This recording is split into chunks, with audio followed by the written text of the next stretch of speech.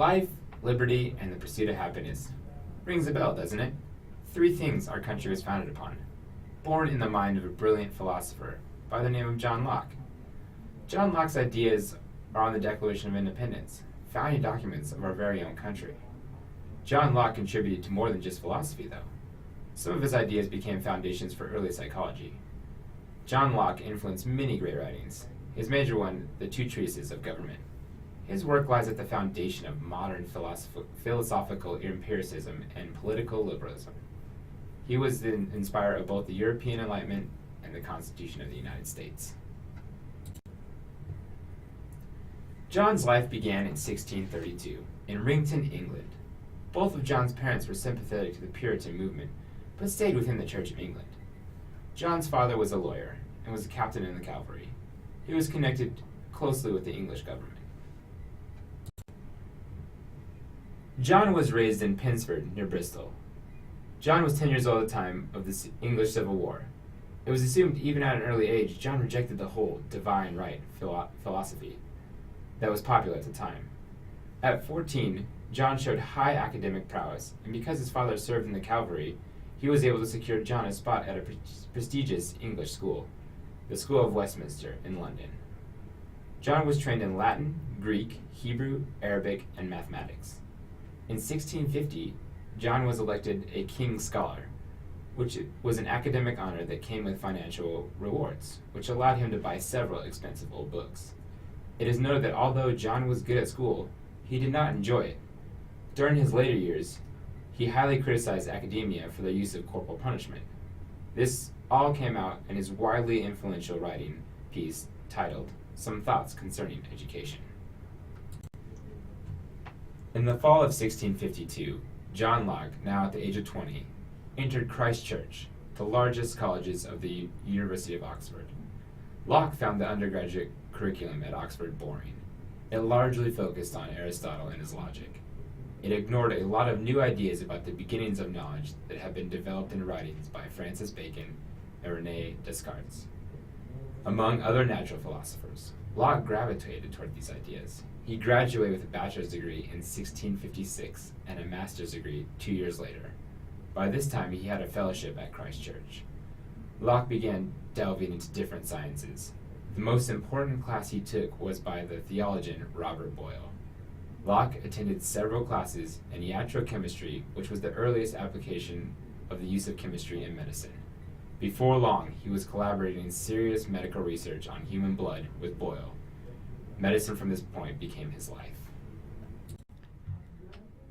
While continuing his fellowship at Christ Church, he was introduced to Richard Lauer, the man who performed the first successful blood transfusion, and persuaded Locke to continue studying medicine.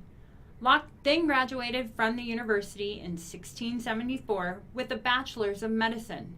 However, while attending the university and studying medicine, Locke also worked as a physician's assistant in Oxford in 1666. And while working, met a rising politician named Lord Ashley. Lord Ashley was incredibly impressed with Locke's knowledge of medicine, and the two soon formed a friendship.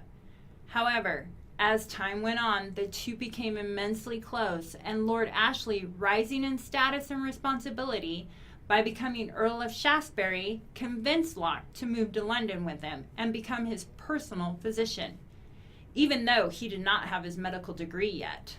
Later that year, Locke supervised a dangerous liver operation on Shaftesbury that likely saved his life. Therefore, due to the closeness of Locke and Earl of Shaftesbury relationship, Shaftesbury's began assigning Locke more responsibility than just medicine. Locke began assisting in his business and political matters, and after Shaftesbury was made chancellor, Locke became his secretary of presentations. However, for the next 2 decades, most of all Locke's successes were tied to those of Shaftesbury. His friend rose so much in ranks that he became a leading minister for King Charles II and a leader to the opposing Whig Party. But despite the men's successes and closeness, little did Locke realize the danger Shaftesbury would put him in. For instance, In the year 1679, Shaftesbury strongly supported a campaign known as the Exclusion to bar the Catholic Duke of York, the future James II, from royal succession. However, his attempt failed and he began to plan an armed resistance with the Whig Party to have King Charles II and his brother heir James, the Duke of York, assassinated. This attempt today is known as the Rye House Plot. However, it is evident from history that the attempt was unsuccessful and that Shaftesbury then fled to Holland in 1683 and died. Ergo, although historical research has pointed to a lack of involvement by John Locke in the assassination attempt, a large target was still placed upon his back by the British government due to his close personal relationship with Shaftesbury. Because of this, Locke escaped from England and crossed into Holland and continued to live there from 1683 to 1689. Even though Locke lost much due to the controversy in England, he composed some of his most liberal and significant works because of it. For instance, in 1689, Locke wrote his brilliant work on an essay concerning human understanding, which was groundbreaking outline of a theory of human knowledge, identity, and selfhood. That same year, Locke composed 2 treatises of government, which discussed political theories he developed and refined while working along Shaftesbury's side. In the work, Locke rejects the divine right of kings and states that societies form governments through mutual agreement, and that when a king loses the consent of the governed, a society may remove him. A quote that Thomas Jefferson then later uses in the Declaration of Independence in 1776. His next 3 works were 3 letters composed throughout the years of 1689 and 1692 titled Letters Concerning Toleration. In them, Locke suggests that government should respect freedom, except when a belief may be a threat against public order. However, it wasn't until Locke's return to England after the Glorious Revolution of 1688 where King James II abandoned his position as king and fled the country, and the Whig Party rose to power and changed English government forever, that Locke's groundbreaking philosophical works would be published.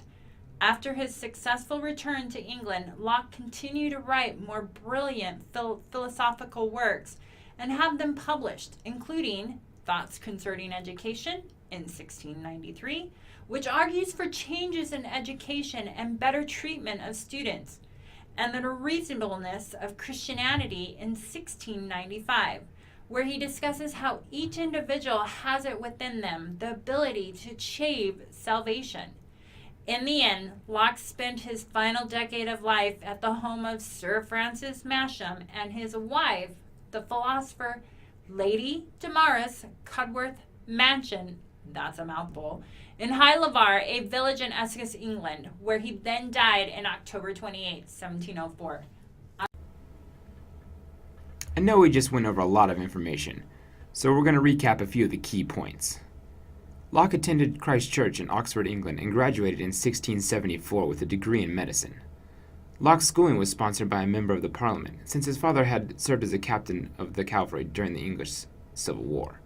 In 1666, Locke met a rising politician named Lord Ashley, and they became close friends. Lord Ashley became the Earl of Shaftesbury and convinced Locke to move with him to London to become his personal physician. His knowledge of medicine actually saved Lord Ashley's life, as he performed an operation to remove a cyst from his liver. Shaftesbury planned an armed resistance with the Whig Party to have King Charles II and his brother, the heir, James the Duke of York, assassinated. This attempt today is known as the Rye House Plot.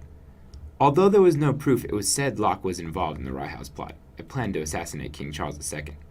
Regardless of the proof or not, it still placed a large target on John's back by the British government, due to his close personal relationship with Shaftesbury.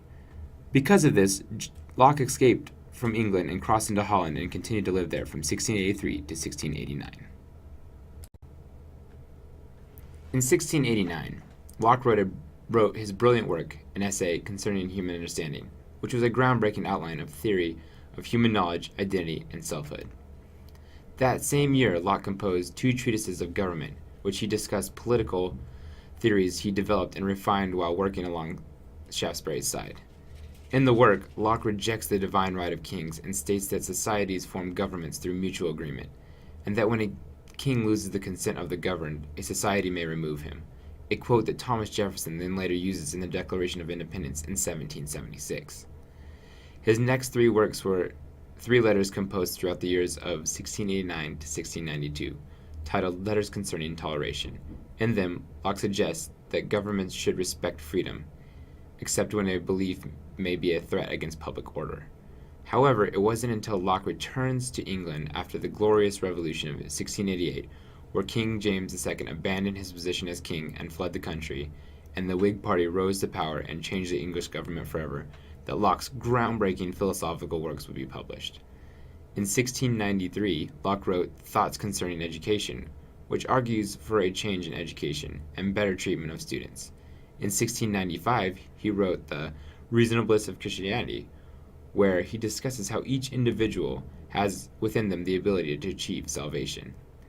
In the end, Locke spent his final decade of life at the home of Sir Francis Masham and his wife, the philosopher Lady Damaris Cudworth Masham, who he had a really ridiculously close relationship with. They even wrote each other love letters. Talk about Mr. Steal Your Girl. They live in a village in Essex, England, where he died on October 28, 1704. Locke was a firm believer in God's existence and did not tolerate atheism. He encouraged others not to tolerate it either. His work influenced philosophers such as Voltaire, Jean-Jacques Rousseau. Also, the television show Lost used Locke as the name of one of their characters. John Locke was a philosopher whose ideas were early precursors to many important psychological concepts. Some of his most major influential writings included his essay concerning human understanding, that included the 2 treatises, The Social Contract Theory, Tabula Rasa, and lastly the Theory of Knowledge. Though many of his writings were not published until the late 60s, his concepts and ideas are still widely used in the study of cognitive psychology even after his passing. Locke's essay concerning human understanding outlined a theory of human knowledge, identity, and selfhood. To Locke, knowledge was not the discovery of anything either innate or outside of the individual, but simply the accumulation of facts derived from sensory experience. To discover truths beyond the realm of basic experience, Locke suggested an approach modeled on the rigorous methods of experimental science.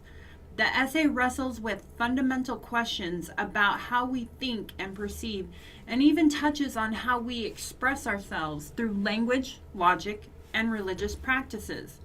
Within his essay, he addresses many of what you could call his contributions to psychology today. Locke presents simple ideas for basic units of human understanding, stating that we are all capable to breaking all of our experiences down into fundamental sections. In his writings, he gives an example of a wooden chair that can be broken down into more parts. The chair being our thoughts through multiple senses while being understood in multiple ways. These ideas help us to understand and recognize what's going on around us. One of John Locke's first contributions includes the concept of tabula rasa, also known as the belief that the mind is a blank state when we are born. Only then do we start to develop experiences along with our growing environment. Locke was not one to believe in the powers of intuition or that the human mind is infested with innate conceptions, therefore leading us to his thoughts on the nature versus nurture debate. All right. Explained in his essay concerning human understanding, when looking at the nature versus nurture debate, Locke was a firm believer in the nurture side of things. He felt that instead of inheriting our thoughts, patterns, and behaviors, we learned them through our experiences. The nature versus nurture debate concept was one he used as a platform for the basis of behaviorism.